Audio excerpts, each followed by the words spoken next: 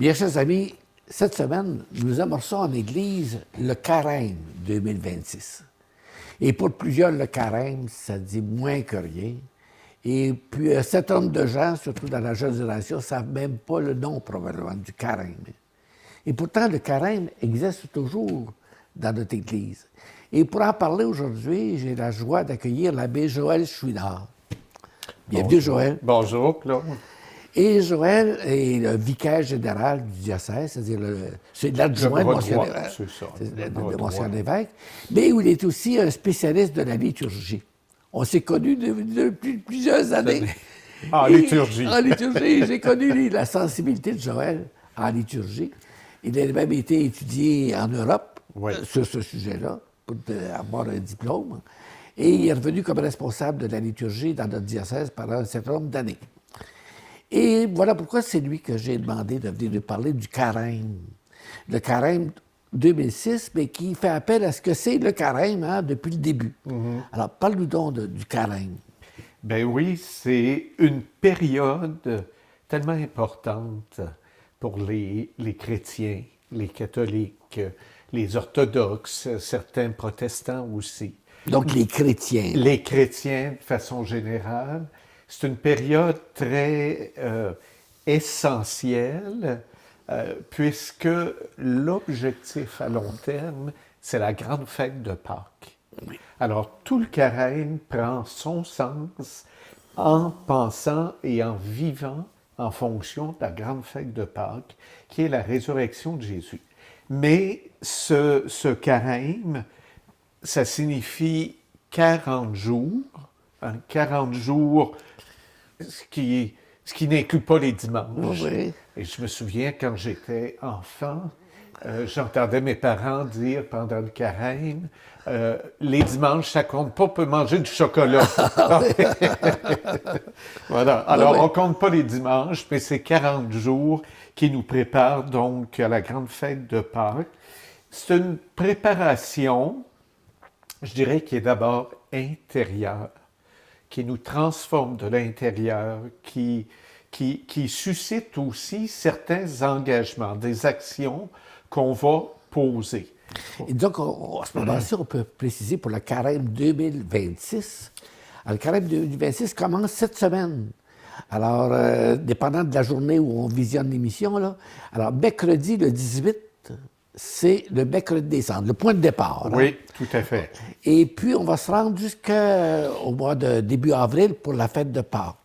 Alors, cette semaine commence donc cette grande période dont tu viens de parler pour l'année 2026. Tout à fait. Et ces 40 jours nous rappellent donc aussi les 40 jours au désert, 40 jours de Jésus au désert, les 40 ans du peuple d'Israël dans le désert également. Mais plus largement, c'est un temps symbolique de transformation. On dit dans la Bible un très beau mot de conversion.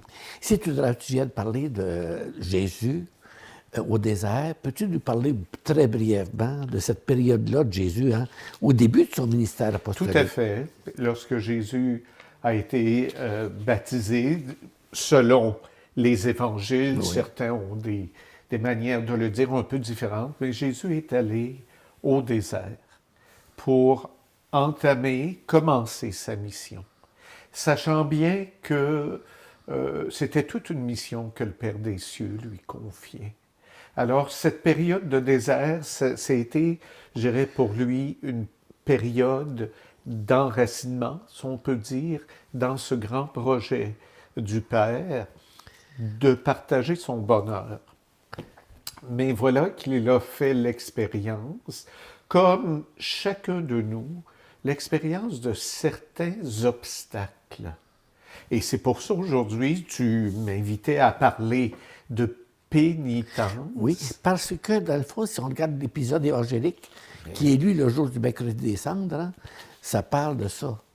Tout à fait. Tu peux nous rappeler. Et la pénitence, toujours à la lumière de la vie de Jésus, c'est pas quelque chose de culpabilisant pour se meurtrir le cœur ou l'esprit. Non, pas du tout. La pénitence, c'est se redonner, se recentrer, je dirais, pas de façon égoïste ou nombrilique, là, comme on dit, mais se recentrer sur l'essentiel de chacune de nos vies et de nos engagements. Et en ce faisant, on retrouve, je dirais, ce qui est beau, ce qui est bon, ce qui est grand en chacune de nos vies. Et on s'aligne pour que nous puissions en vivre pleinement. C'est un peu ça la pénitence, en termes d'attitude intérieure, mais en termes aussi d'action à poser. Enfin, il faut bien se le redire. Et puis, peut-être qu'ici, on pourrait dire qu'il y a la pénitence, mais comme on est au début du carême, il faut mettre ça aussi en lien avec les deux autres valeurs du carême, qui sont lesquelles? Le partage et la prière. Alors, c'est pour ça que je voulais qu'on le dise. Aujourd'hui, on va insister sur la pénitence. Mais dans 2 prochaines émissions, puisque le carême sont liés aux tentations de Jésus dans le désert, c'est ça qu'il nous propose, une période de pénitence, de prière et de partage. Aujourd'hui, avec Joël, on va insister davantage sur la dimension pénitence, mais dans les 2 prochaines émissions, on abordera aussi les 2 autres propositions du carême, ce qu'on appelle les 3 P du carême. Alors, on continue sur la pénitence. J'allais dire, pour ce qui est de la pénitence, oui, je disais, c'est une attitude très intérieure, une attitude qui laisse surgir aussi des actions très concrètes. Et puis cette notion de pénitence, elle est présente dans, je dirais, toutes les religions, dans des philosophies, même en psychologie. Oui. Même là aussi, on va en parler parce que la pénitence, c'est l'occasion de reconnaître ce qui doit être réaligné dans nos vies. Pour parler de Jésus, du carême, c'est une bonne occasion pour redire j'ai envie de dire, c'est le printemps qui arrive, quel grand ménage je veux faire dans ma vie. Puis ce grand ménage, c'est un peu ça, c'est se donner des moyens pour nettoyer, épousseter, laver, transformer son cœur, justement pour se réaligner sur Jésus. Alors, ça exige, je dirais, de l'humilité. Parce que l'humilité, c'est ce qui nous permet ça ressemble au mot humus, terre. Ça veut dire humble. On revient à la terre, c'est-à-dire qu'on revient aux choses très simples de nos vies. L'essentiel. L'essentiel. Et reconnaître ce que j'ai manqué dans l'essentiel de ma vie. Alors, c'est en prendre conscience, c'est le regretter. On dit dans le sacrement du pardon, c'est la contrition. C'est ça que ça veut dire. C'est une belle occasion de faire une mise au point sur soi. Oui, c'est ça. Et puis, comme je le disais il y a quelques instants, c'est présent même dans les philosophies et dans la psychologie, parce que combien de courants philosophiques et psychologiques aujourd'hui nous invitent à faire le point sur sa propre vie. Oui. Alors, c'est pas nouveau, mais ça fait partie de la sagesse de la vie chrétienne. Oui. Et d'ailleurs, on est loin du chocolat uniquement, dont tu parlais tout à l'heure. Souvenir d'enfance. Oui. Et puis à ce compte-là, je me souviens d'un grand psychologue, un docteur en psychologie que tu as connu toi-même, oui, qui est le père Saint-Arnaud. Ah, bien sûr. Qui était venu nous voir, qui avait pris un chocolat, puis il l'avait mis devant lui. Il avait dit, chocolat, tu ne boiras pas. Oui. C'était sa façon, lui, d'exprimer.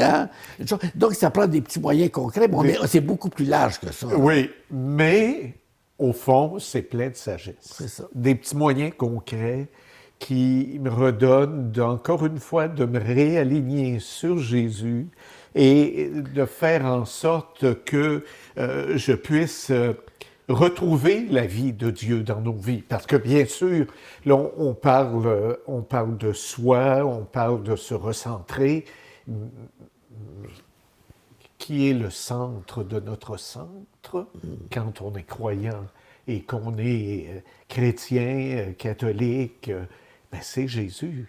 Alors, se recentrer sur lui, et c'est pour ça que ça demande, c'est exigeant. Je dis ça souvent. Claude, toi, tu as de l'expérience, là, t'es sage. Moi, là, je m'en viens peu à peu. Mais quand on parle aux paroissiens, on parle aux gens, puis qu'on leur propose l'Évangile, moi, je leur dis, vous savez, c'est quand même un peu exigeant. Faut pas avoir peur. Mais la vie trop facile, on sait que ça mène nulle part. Mais il y a une petite exigence où il faut reconnaître dans notre liberté cet acte de volonté pour, justement, comme disait le bon père Saint-Arnaud, mettre de côté un peu ce qui nous détourne de l'essentiel. Parce qu'on est dans une société de consommation, super-consommation dans tout. On peut se laisser facilement envahir par tout ça. Tu vois, oui, j'allais dire un exemple qui me saute aux yeux, dont on entend parler beaucoup dans les médias d'information, c'est tous nos gadgets numériques. Oui, bon, voilà. Alors, faire pénitence par rapport à nos objets, puis à nos téléphones cellulaires, à nos ordinateurs, à nos tablettes, etc., qu'est-ce que ça voudrait dire? Bien, écoute, le ministère de l'Éducation est en train de dire qu'il faudrait peut-être, dans les écoles, retirer les téléphones. Bon, j'ai envie de dire, qu'est-ce que c'est? Si c'est pas une manière de recentrer sur l'essentiel. Tu as raison. Puis par rapport aux personnes qui nous écoutent actuellement, là, c'est beau de parler de la théorie du carême, mais ça s'applique. Hein? Et l'exemple que tu viens de donner, c'est un exemple très, très actuel. Là, c'est très... Avoir une certaine privation de revenir à l'essentiel, pas se laisser embourber par ces médias sociaux qui ont leur utilité, mais qui ont besoin d'être encadrés aussi. Oui, j'entendais à la radio l'autre matin le nombre d'heures que des gens vont passer sur leur téléphone cellulaire, qui vont scroller, qui appellent. Hein? Ça. Alors, ça veut dire qu'il y a un effort de réflexion pour retrouver ma liberté. Est-ce que je suis vraiment libre si je passe 7-8 heures sur mon téléphone? Moi, ça me pose question. Oui. Et puis, et ça, c'est très personnel, mais j'ai envie de dire, si on veut poser, tu sais, dans l'ordre de la pénitence, c'est aussi une action extérieure. J'entends dire souvent, « Ah, c'est pas drôle, je vais voir un de nos confrères qui est en qui est en résidence de personnes âgées, puis j'entends dire les gens, « Ah, moi, j'ai pas de visite. Personne vient me voilà. Alors, c'est un petit geste pratique, concret, un petit coup de téléphone, une visite, toute simple. Ça fait partie de cet acte, j'allais dire, de pénitence. Ah, c'est sûr que c'est exigeant. Ça m'oblige à prendre du temps que je n'ai pas pour autre chose, mais à le prendre pour faire le bien. Et tu me donnes une belle occasion. Moi, je suis aumônier d'un CHSLD aussi. Et puis, je vois que, comme tu viens de le mentionner, les visites sont parfois rares. Mais en même temps, je vois, parce que ça se fait, puis je vais donner l'exemple aux personnes qui nous écoutent, il y a des bénévoles. Oui. Et comme ça rend heureux les patients, mais les bénévoles eux-mêmes. Aussi. Moi, j'ai un groupe de chante de bénévoles. Ah bon? Personne n'a de la voix plus qu'il faut. Mais ensemble, ça fait une belle voix. Ils sont contents. C'est ça. Puis ils partent de l'après-midi, tout heureux, puis moi aussi. Tout à fait. C'est des petites choses de même. Hein? C'est très simple. On se demande comment faire pénitence pendant le carême. On a un bel exemple avec les réseaux sociaux, l'entraide, le service. Hein? On peut absolument. Et puis la mortification de notre langue aussi. Ça a tout été, ça là aussi. Hein? Ça, c'est un autre exemple que tout le monde peut faire. Hein? Il y a une amie l'autre jour qui me racontait là, qu'elle est sur Facebook et tout ce qu'elle peut entendre. Facebook n'est pas mauvais, mais comme tu dis, est-ce qu'on peut peut-être faire un peu attention à ce qu'on dit? Est-ce qu'on manque de respect, d'amour d'écoute, là, quand on met tout ça sur Facebook. C'est très simple, c'est très, très, très, très concret, je dirais notre approche, je dirais, de pénitence. Encore une fois, c'est vrai que ça exige, c'est vrai que ça nous sort de nous-mêmes, et c'est tant mieux. C'est tant mieux parce que ça nous permet de retrouver un certain équilibre de vie et de faire en sorte que dans notre société, que ça aille un peu mieux. Et puis, j'ai insisté peut-être sur une petite remarque que j'ai vue à la télévision dernièrement à propos des sacres. Ah oui. C'est bien ça du langage. Et j'écoutais un jeune auteur là, qui s'en va à Paris et qui dit, moi, j'ai mis beaucoup de sacres dans mon spectacle pour que ça se fasse vraiment québécois. Hein? On dit qu'en Floride aussi, les gens connaissent les Québécois par les sacs. Alors, c'est peut-être une modération qu'on pourrait faire parce que beaucoup de gens savent pas qu'est-ce que ça veut dire, les sacres. Absolument. Qui sait qu'un tabernacle, qu'est-ce que c'est? Et puis, un calice, un ciboire, et ainsi de suite. Hein? Alors, on le voit avec tous ces gens de l'immigration, tous ces gens qui viennent chez nous. Ils sont un peu... pas scandalisés, mais un peu étonnés quand ils entendent tous ces mots d'Église. Bon, mais comme tu dis, un effort pour changer notre langage, c'est très bien. Donc, si je résume un petit peu, Claude, pénitence, c'est prendre conscience de ce que je dis, de ce que je fais, de ce que je pense, pour... discerner de ce qui est l'essentiel du superflu, de ce qui est bien, de ce qui est mauvais, et changer son comportement pour se réaligner sur le bien qui est en nous. Et le bien suprême, c'est Jésus pour nous. Alors, se réaligner sur la vie de Jésus. Et puis, tu as apporté un petit jeu, je pense, qui veut illustrer peut-être un peu ça pendant que, avant que l'émission finisse. Oui. J'aimerais ça que tu nous expliques un peu ce que c'est tout à fait nouveau, là. Dans mes relations amicales, j'ai un ami l'autre jour qui dit la vie chrétienne, c'est comme un jeu de fléchettes.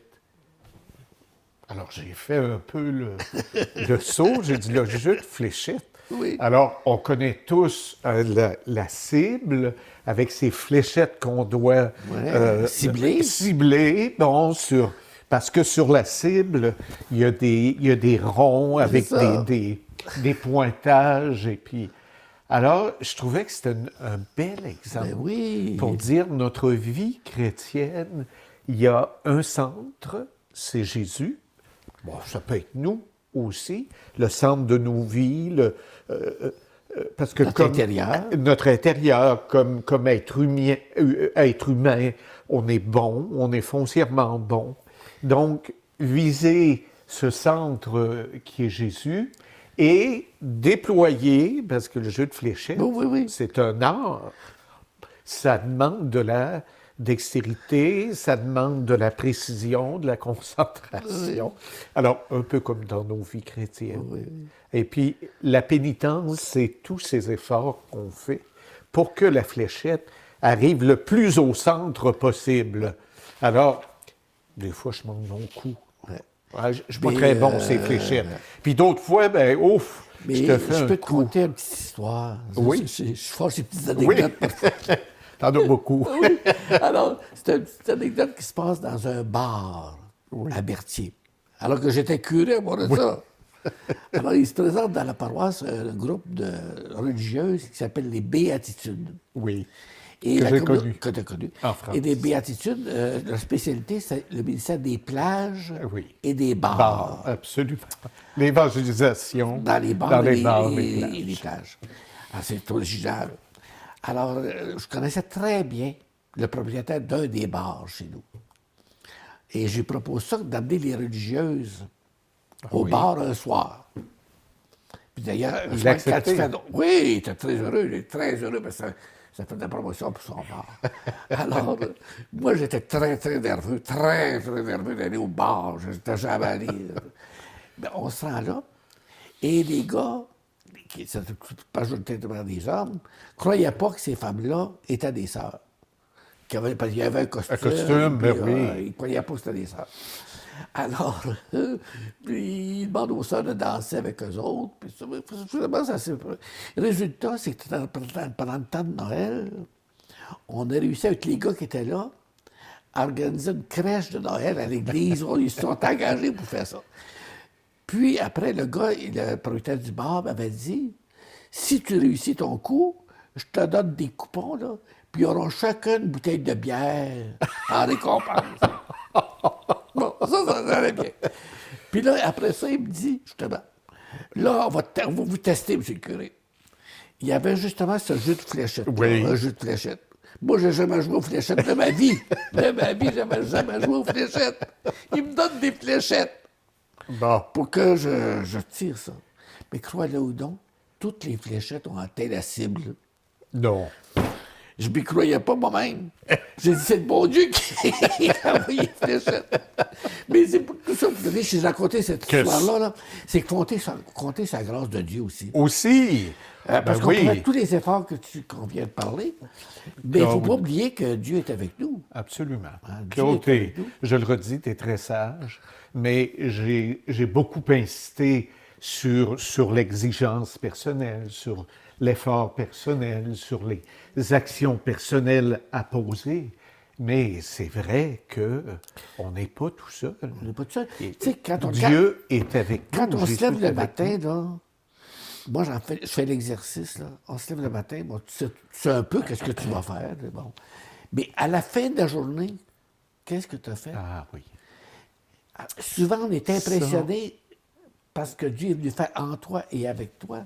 Et ça, c'est pas limité au curé, là. Non, non, absolument. Tout le monde peut le faire Tout le pendant le monde. carême, en insistant pendant le carême. Surtout, hein, le carême, c'est l'occasion, comme tu dis si bien, à la fin de la journée, de faire un retour, ce qu'on appelle une relecture un petit peu de sa vie. Mm-hmm. Et c'est ça que ça nous permet, effectivement, c'est ce qui nous permet de rester, de bien cibler hein, le centre de nos vies. Et de constater, comme tu dis si bien, de constater ce que Jésus a pu faire, réaliser au cœur de nos vies dans cette journée-là. Et c'est pour ça que ce qu'on parle aujourd'hui n'est pas limité aux gens qui vont à l'église le dimanche. Absolument. C'est vrai, c'est un temps liturgique, le carême, puis il y a une thématique à chaque semaine, puis ainsi de suite. Puis c'est l'endroit idéal pour vivre son carême. Mais ce qu'on parle aujourd'hui, c'est vrai pour tout le monde.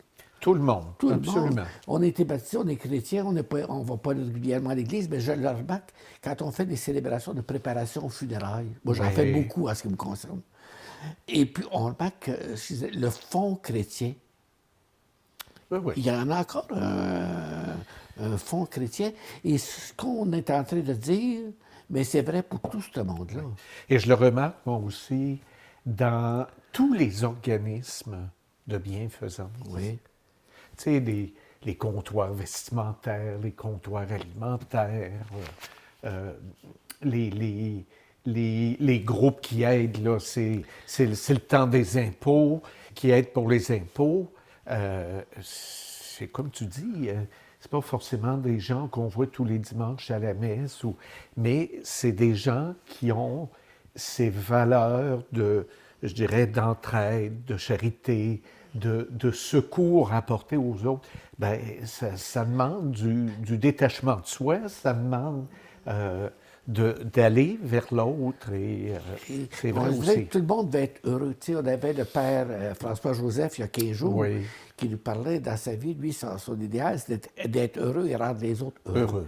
Bien, le carême, c'est pas un aspect négatif. Oui, il y a la pénitence, il y a ce qu'on vient des exigences, mais en même temps, c'est le chemin du bonheur aussi. Ouais.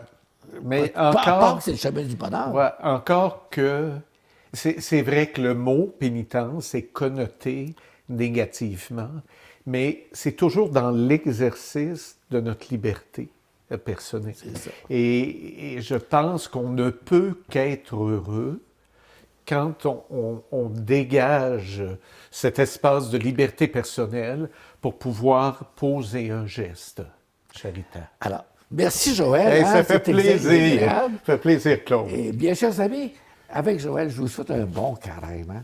C'est une belle occasion, comme on l'a dit tout au long de l'émission, de faire le point sur sa vie. Qui peut dire il est arrivé au bonheur ultime. Hein? Alors, le carême, c'est la période de l'année, même si c'est le printemps. Hein? Ben oui. Ça dégèle, et on espère C'est le le mieux renouveau, pour la Pâques. renaissance. Alors, c'est une belle occasion pendant ce temps-là hein, de se dépouiller, comme ça se dépouille hein, de l'hiver. Et puis, je vous souhaite un bon carême. Et on commence cette semaine, puis on va suivre ça dans l'émission là, jusqu'à Pâques, pour qu'on fasse un beau cheminement ensemble. Et puis, en terminant aussi, je veux te dire, Joël, que ça a été heureux de te rencontrer. Et puis, comme tu es vicaire général du diocèse, oui. mais il y a sûrement tant d'autres sujets qui peuvent t'intéresser. Oui. Hein? Et de même que tes collègues. Oui. Alors, j'en profite pour t'inviter Ben, à d'autres Claude. émissions, puis d'autres sujets qui peuvent être d'actualité, que tu portes, des préoccupations que moi, je ne peux pas saisir toujours, là, mais que vous savez au diocèse. Alors, sache que la porte à l'ombre du clocher vous est toujours offerte. Merci. Merci pour ton accueil. Puis ça me ferait plaisir de revenir. Ça fait plaisir. Voilà. Alors, on se redit, mes bien chers amis, au plaisir de se revoir la semaine prochaine.